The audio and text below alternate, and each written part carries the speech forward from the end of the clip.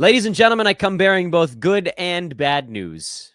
The good news is we've got the Menace Podmen here for a stash episode. The bad news is it's our last stash episode before the actual trade deadline. And the reason that's bad news is, number one, there aren't any more stash episodes after it. But number two, that means the trade deadline is almost here. And that's sort of like, I don't want to say the last single unit ultra fun day of the fantasy basketball season, because those playoff Sundays are pretty fun. But like, let's be honest, we're going to be truthful with ourselves.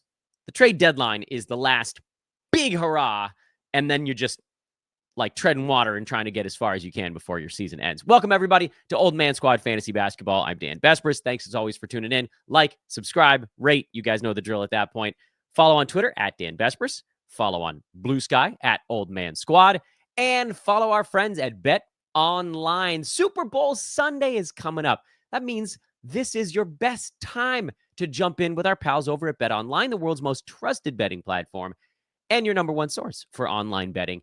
And if the game itself wasn't reason enough, Bet Online has hundreds, I kid you not, hundreds of prop bets. They've got MVP odds, in-game live betting that you can do on Super Bowl Sunday. Basically, it turns the Super Bowl into this incredible game day experience, enhancing everything and just making that game day action count a little bit more. Visit Bet Online today because, as you know, Bet Online, the game starts here. Let's bring in my good buddies, Steve St. Pierre, Scott Keller of the Menace Podmen at podcast_Pierre and at Deet, that's Detroit, D-E-T-S Keller. Gentlemen, we're just going to do this whole thing all together.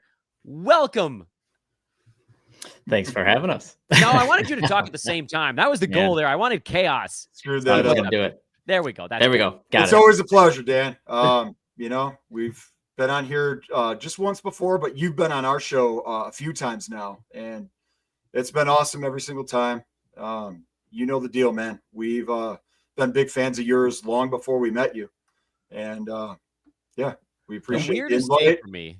The weirdest day for me was when I was interviewing someone for a position at my old spot, and I got on the phone with them, and they were like, "Oh my God, it's so weird to hear your voice." And I was like, "Whoa, like, easy, Tiger. I know you've probably been listening to me for a while, but I've never heard your voice before. So let's pump the brakes on whatever's about to happen on this phone call." Now, you guys are the best. I've said this a million times. I'm so glad that we coordinated time-wise to get you guys together. By the way, both of these dudes are going to be on the trade deadline live show that's coming up on Thursday morning. Yes, sir. Not together on that one.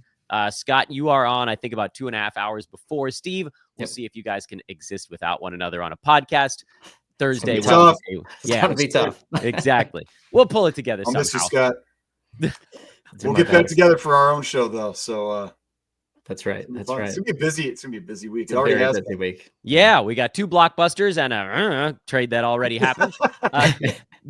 But we've got season tickets being given back, and yeah. Well, Scott, you can leave a present for Steve on the live show. We'll just hold it for a couple of hours there, make sure that he gets it a little later. And Scott, actually, the present you can leave for our listeners and viewers today is your first stash, because Scott, you got one name that you are laser focused on. It has come up on some shows before, but you've been watching, you've been digging, you've been unearthing. And then Steve, you have, as I was told before the show, literally 100 names, almost as many prop bets as our friends over at Bet Online has for the Super Bowl. See what I did there?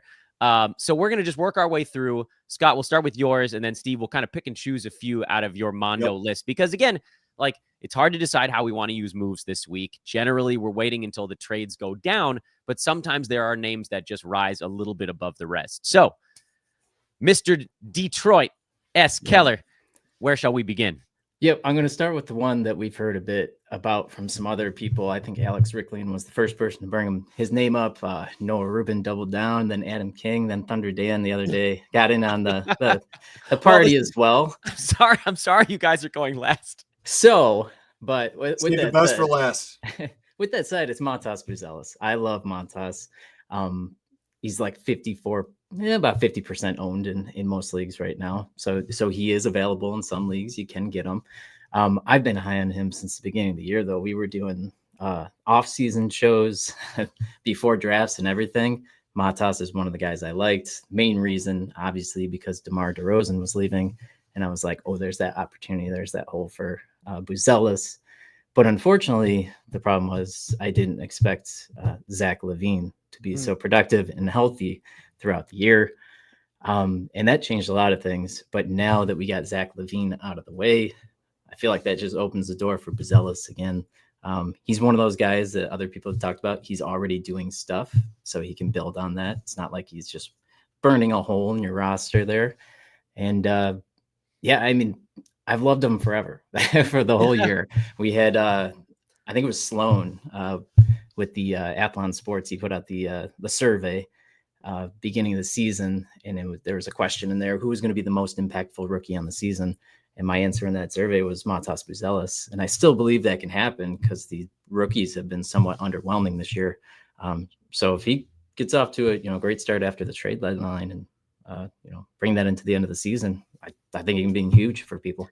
Scott, over the last go ahead, Steve. Sorry. I was just gonna say we saw him in the summer league, and Scott, you and I talked all about it on our show.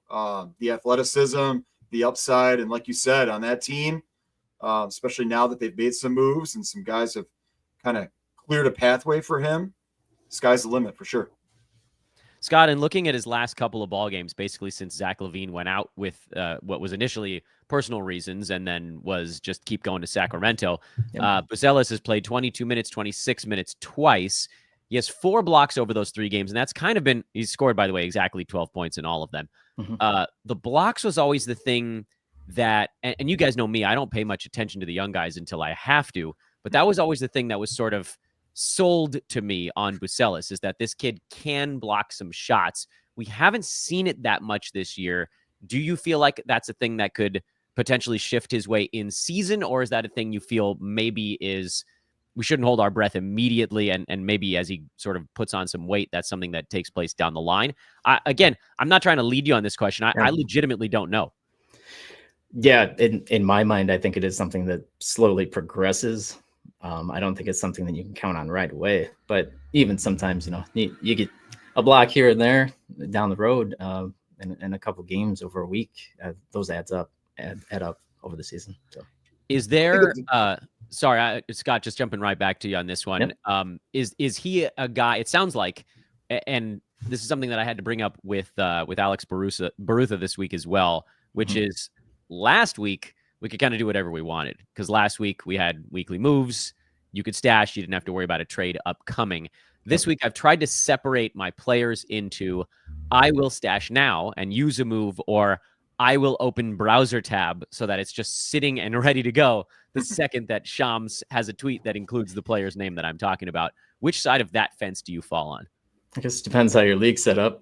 You got to wait through waivers. That changes things a little bit if you can jump on them right away and pay attention to the news. But I think I'm on the side of having him now, not waiting on it. And mainly because kind of how I mentioned right to start with, there's a lot of people with eyes on him already. So I think you don't want to miss out because there's probably a lot of people with those eyes on him. Steve, you were going to add something before. Yeah, I think it's going to all come down to his role. So we need to see what else Chicago's going to do. If they move Vooch, who are they bringing back at the 5? I mean, if they bring back somebody who's either just not a huge, defensive guy, or somebody that, just isn't going to play a ton or whatever, they might have to lean more on Buellis for defense and lean on his athletic ability and stuff. And then with that, maybe he gets put into more position to be able to block more shots, get more steals, play more open. I mean, a lot of it's going to depend, who are they going to wind up with when everything's said and done at the deadline? And then that's going to dictate, style of play, who's out there on the court with them. All those things are going to be a factor.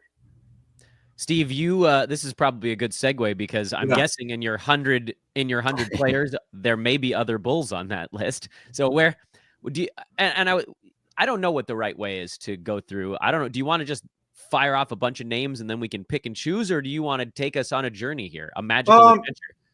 I'm going to go ahead and kind of change course a little bit because there are other guys on the Bulls, but I feel like people have talked about them a lot, and again, we do need to see, I like Lonzo Ball. He's somebody that I did pick up in one of my leagues, but he's a guy that he himself could get traded. And if he gets moved somewhere to where he's more of a veteran team or whatever, they might limit him. They might bring him off the bench. They might rest him a lot. We got to see. But if they make other moves and they keep him, they've already said they're kind of lifting some of the restrictions. He might get more playing time. So we just kind of have to wait and see. Desumu's another guy. I've picked him up in a couple spots.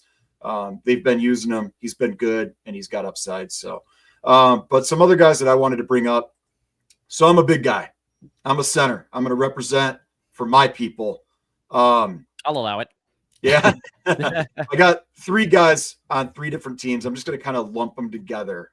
Clint Capella, Jonas Valanciunas, and Mitch Robinson. And, Valanciunas is the guy that I think a lot of people have been kind of waiting on. We've seen with Washington, when he gets minutes, when he's out there, he generally produces, but it just has not been a good fit. I've been questioning it all year. I don't know why the heck he even went to that team to begin with. And I think we've all anticipated at some point he will be moved. So your Lakers clearly have a need in the middle. Yeah, you don't say. And we were talking off air. I know that you had some other guys that you were prioritizing a little bit higher than JV. JV's a little bit older. But again, he's a guy that I think can and will produce if he goes to the right situation. And if he were to go to a team like the Lakers that has a clear need, that's a really good thing for him. And I think in fantasy would, constitute being a good pickup. So I'll say the same thing about Capella. And again, like we said, it all comes down to team need. It comes down to so for you in fantasy, do you need a big man? And if so, what type of big man are you looking for? Are you looking for somebody that's going to block shots, get you good field goal percentage, rebounds, or are you looking for more of a specialist? Are you looking for somebody that's going to get you more like sneaky stats, assists, threes, stuff like that? But if you're looking for just that, like kind of like an extra traditional big who has some upside based on where he winds up, situation, playing time, all that. JV's a guy that can do that. Capella's a guy that can do that. Now, Capella, we know the deal with him, the free throw shooting. It's always been, pretty brutal. But we also know his upside. When he's a starter and he's on a team that's committed to him in that role, he's a guy, he can get you, even he's getting up there in age as well. But we've seen, he's still a double-double guy. He's still a lob threat. He's a guy that fits well with a lot of today's guards. So again, if a team's going to trade for somebody like him, presumably they're going to be committed to using him. And so I think these are guys that you could pick them up now and just kind of cross your fingers and hope that they either get traded or someone else on their current team moves, and then they decide, okay, well, we're going to start using these guys a little bit more. And before I hit you with a follow-up, Scott, what are your thoughts on some of the big men that Steve brought up? I mean, I tend to agree with both of them. Clint Capella, I think I drafted at the beginning of the year of mini leagues. I think the fact that we finally saw Atlanta make that move to put Onyeka Okongwu in the starting lineup and somewhat make a commitment, which I haven't really seen any of in the past multiple years, is nice to see for Onyeka Okongwu, and it's also nice to see because maybe that means they're finally ready to turn the page on Clint Capella. So I do agree with that. I had a hard time even letting him go at any point during the season after I drafted him because I always thought even in limited minutes, he's still valuable by block shots and rebounds and field goal percentage, all those things. So yeah, I mean, a lot of these guys, and there's problems in thinking this way, but I think for a lot of us, when we approach the trade deadline, we think of these players, these stashes, and we envision them going to a perfect scenario. And that's fine. That's the way that we should be grading, like, how do we decide who gets that roster spot on my team? And right now, most of the centers that we're going to talk about, the perfect scenario is the Lakers because they don't want to play Jackson Hayes very much at all. Or should they? Nor should they. Exactly. So, yeah, they'll run small sometimes. They've sort of amassed a number of big wings now in Rui Hachimura, Jared Vanderbilt, Dorian Finney-Smith. They've sort of embraced that even LeBron. Big switchy. Yeah, LeBron is, and honestly, Luka's kind of a big wing. Yeah. So, like, that part of it for the Lakers, great. They can run small. but they need someone that can go get a rebound. And so in my mind, it's like, let's take any of these names you're bringing up. Let's put them on the Lakers. What do we think Clint Capella does on the Lakers? Probably mid-20s in minutes. I don't think he gets 30 because I think that sort of makes him a little bit too slow. But against bigger opponents, he'll get 30. Against smaller opponents, 22, 20, something like that. And I'm really glad you brought him up because, frankly, no one has, including myself. And he's just sort of floating in basketball purgatory right now. He and Yusuf Nurkic keep bumping into each other in the void. Although I know with Capella, they're saying it's his back, and maybe it is actually his back. We don't really know at this point of the year. I'm a little lower than you guys on Valanciunas. I don't think there's almost ever, like right now with Alex Sarr hurt, feels like the best possible situation for JV because he's finally getting like 26, 27 minutes. I feel like he's too slow on a contending team to get full minutes that whole time. But Mitchell Robinson was an interesting one. Steve, let me come back to you on Mitch Rob. I think he posted something on his Instagram that he was like getting closer now. Do you think potentially the Knicks could move him for additional depth? Or do you think they just actually want to use him? I think they can move him for depth. I think I probably would, but he's the one that I'm lowest on because we haven't seen him. He hasn't played. He's never been healthy. I mean, we know the deal with him per game. He's always been awesome, especially in 9-cat. He's another one, the free throw shooting is going to hurt you a little bit, but he helps you field goal, blocks for sure, obviously, rebounds, and he's just your typical kind of, rim running, athletic guy. You can just, point guards can just toss the ball up to him. So he would be a really good fit, again, on a team like your Lakers. But we do need to see, where is he going to go? Does he get moved? And again, if these guys don't get moved or if nothing happens, then they're not guys that you need to roster. And like you said, there's no guarantee, even if they do get moved somewhere, that they are going to play substantial minutes, even if they're starting. Like you said, a JV, even when he was on the Pelicans, he was playing even when Zion was out of the lineup and they needed that like cog in there in the middle. There were times where they were going away from him and just going small. And then plus, Scott and I have talked about this a lot on our show. It's just the way today's game is, and that's why I kind of wanted to bring him up, represent, like I said, I'm a big guy, I'm a center. So I wanted to give them some love, but you're right. I mean, there's no guarantee with any of these guys. And again, if you're a fantasy owner and you're not really in need of another big, then don't worry about it. But if you are looking for someone that you can stash right now in hopes that their role increases, these are guys that you can look at. You mentioned Nurkic. He's another one. But again, with Nurkic, a lot really has to work for him. He's got to go to the absolute right scenario. I mean, maybe like players that don't know him yet.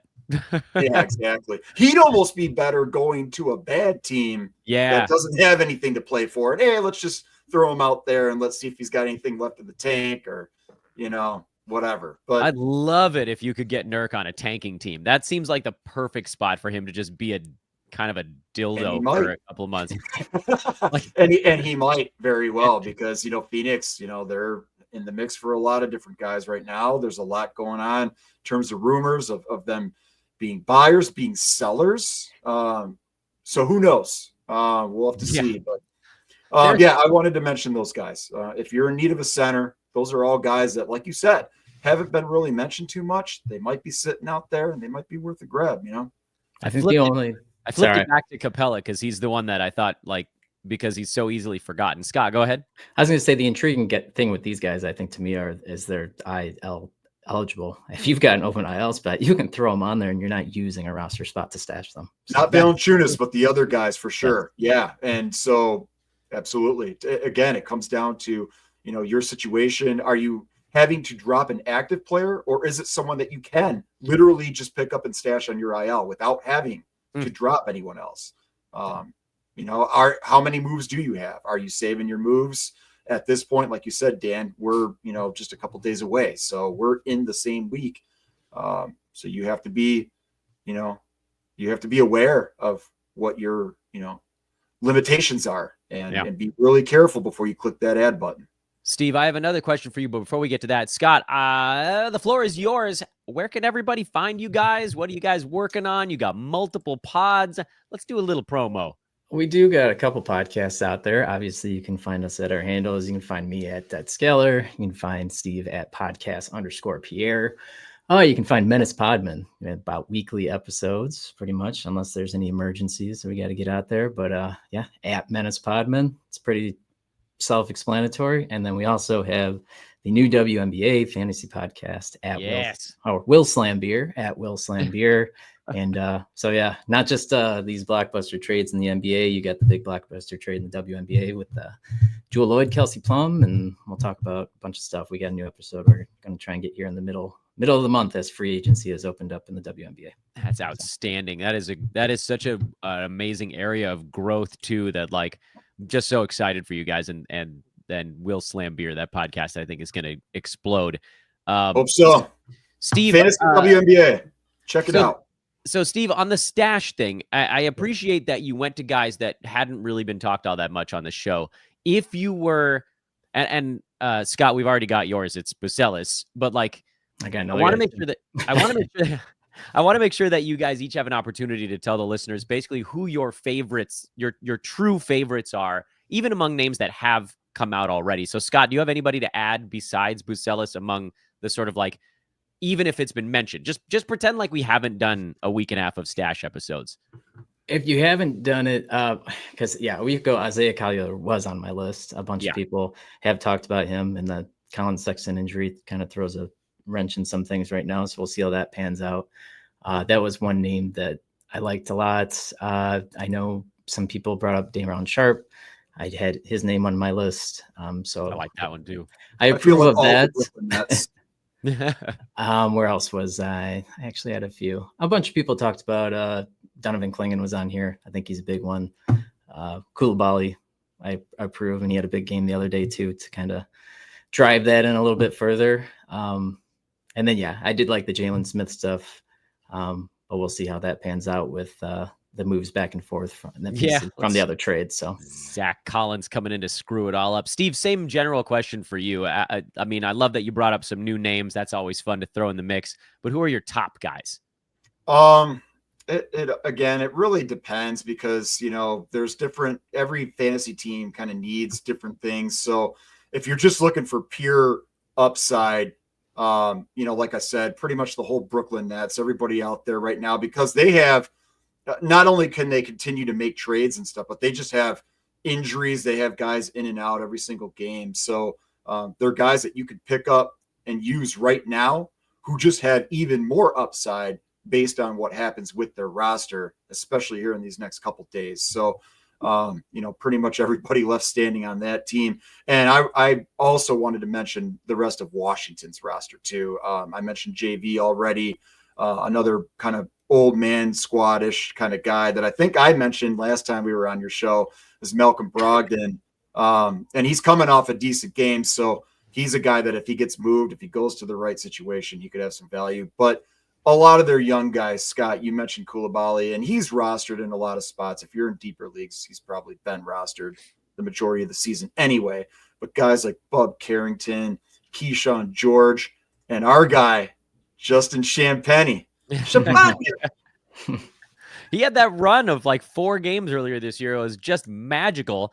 Yeah. And like, I know there are a bunch of guys out, but the big one was Kuzma being gone. If Kuzma's moved, everything changes because he's fully ramped up right now. And Kuzma's like, screw this.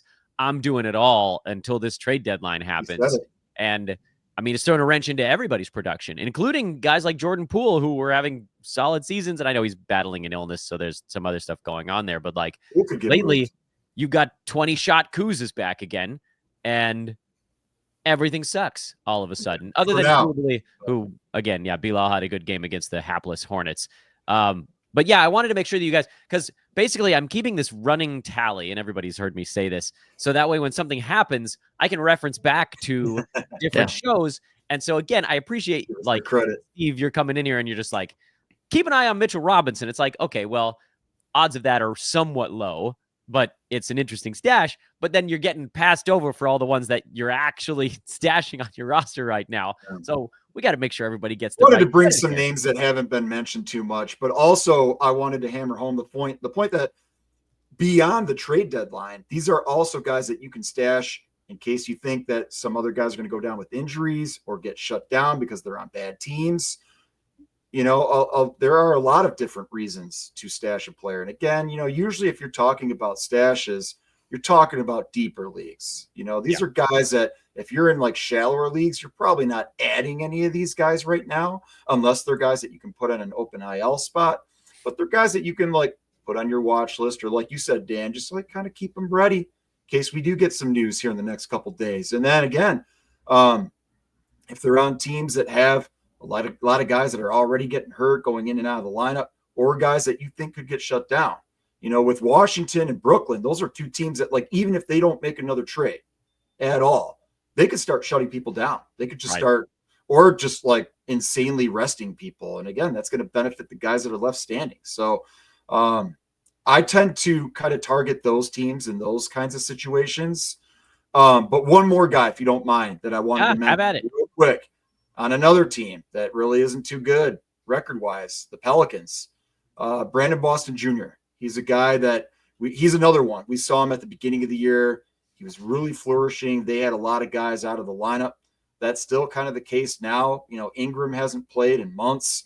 And we saw DeJounte go down. And, who knows? Maybe they're going to shut other people down, rest people. They should. They're quite bad. CJ McCollum, if he doesn't get moved, which they don't have to move him. And if they don't, I would say he's got to be on that list of getting, if not completely shut down, at least significantly rested. So, all right, I got to get in on this lightning round. Musa Diabate. I don't trust Mark Williams. I don't trust Charlotte. Throw Musa Diabate on there. Cam Whitmore. Yep. Cam Whitmore is a young guy that could definitely get moved out of Houston. We talked about on the Palisades fundraiser show. I think Alex Bertha backed me up. We thought Houston might make a move, so I could see Cam Whitmore getting moved. And then the other big one for me is Ty Jerome, actually, with the Cleveland Cavs. I think the Cavs make a move to shore up that 3 spot, the small forward, and he could be a young part that gets shipped out. But the cool thing about Ty Jerome is he doesn't have to get shipped out to still be valuable. I think he's kind of like that Peyton Pritchard type guy in Boston. He could be a top 80 guy, whether he gets moved or not. And he has been at times. Yeah. Sometimes even when nobody's out, which is kind of amazing, but certainly when Garland and Donovan Mitchell take a game off, he's been amazing. I will say though, Scott, don't you put that evil on my Mark Williams. I know. I didn't want to mention it, but I had him everywhere too. I've got him almost everywhere. How good has he been lately? Oh my God. He's been worth the wait that he was at the beginning of the year when we were all just kind of, all right, man. Nick Richards is doing his thing. You got Diabate, But Steve, has he been worth the wait since December of last year? That's a good question. Very good question. Yeah, I'll tell you what. Right now, if he keeps this up, if you've got him in head-to-head leagues and you're getting this in your fantasy playoffs, the answer is yes. Yeah, he's a second rounder over the last month on 20 and 12 with 2.3 defensive stats and 57-77 splits. That's insano level, and that's largely without a competent point guard next to him. Yep. Mark Williams. That is right, though. I didn't. Well, this wasn't supposed to be the Mark Williams glazing hour. You said Musa Diabate, and I got angry. So I know. I'd go all the way to Salon. I'd keep an eye on him too. You never know. I actually considered bringing him up as well because he's another guy that I think they're running out of excuses to not play him. Because they're not really competing for anything this year. He's their prize rookie. They got him, top of the lottery. Give him some playing time. They're running out of bodies. They keep losing people. And yet they still aren't playing him. It's the darndest thing. I think at some point that's going to change. Will it change quick enough for fantasy season? We'll have to see. And again, another thing too, Dan, you're a big Roto guy. In Roto leagues, it's way different.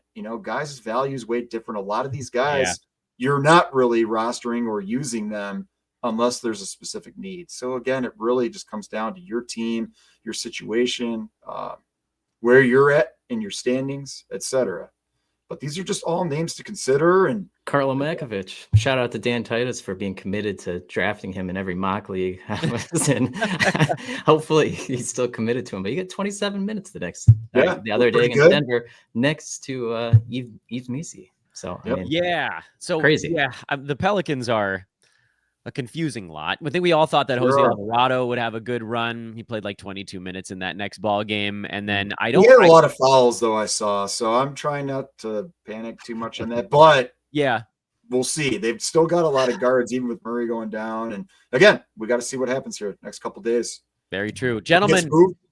You guys are the best. Love you both. You're amazing. Thank you for all your help on the fundraiser show. Thank you for coming on the deadline show in a couple of days. Of course. You guys are, it's always a damn pleasure. I say this every time, everybody, you guys need to go check out their work on the Menace Podmen, on Will Slam Beer. These guys bring a joy and a passion to basketball broadcasting that seeps through into your earballs, and that allows you the time to just glide on by. Steve St. Pierre at podcast_Pierre. Scott Keller at did you say Det Skeller? Was that the easy way to do it? I said Det Skeller. Yeah, you can say whatever you want. Yeah, DETS Keller, Det Skeller, also the way to do it.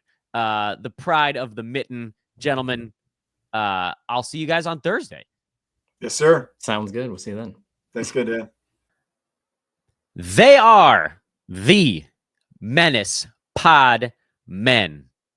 I really enjoy having those guys on the podcast. Hey, check out our buddies at UnderdogFantasy.com. Use promo code OLDMAN or just click the link in the show description. That's the easiest way to do it, because that unlocks up to $1,000 in deposit match bonus. I think that's going to flash on the screen at some point here. Maybe not. I forget how that promo looks. There it is. Up to $1,000 in bonus cash. Also, a free play that's going to make your first entry super duper easy. The whole process is very easy. It's just pick 'em. So they have projections on basically everybody that's playing on the card on a given night. And they have like 10 different projections for each player: points, rebounds, assists, steals, whatever, some combinations thereof. And you just make your calls higher or lower. You have to do at least 2, but you can do only 2. And that's a 3x on your wager that comes right back to you if you hit it. You can also go higher if you want to do 3, 4, 5, 6, 7, 8 different projections on the same pick 'em card. It is a lot of fun. And for me, first of all, shout out to our buddy Brenton Eckersley, who puts out our DFS shows here on Old Man Squad. I don't understand DFS at all. It makes my eyes rattle in my head because I can't figure out how to fit the different weird pieces together and just get all the financial stuff to work. You have to have the different salaries and whatever. You don't need to know that for UnderdogFantasy.com. You just need to have a few players that have angles you like. You go higher or lower.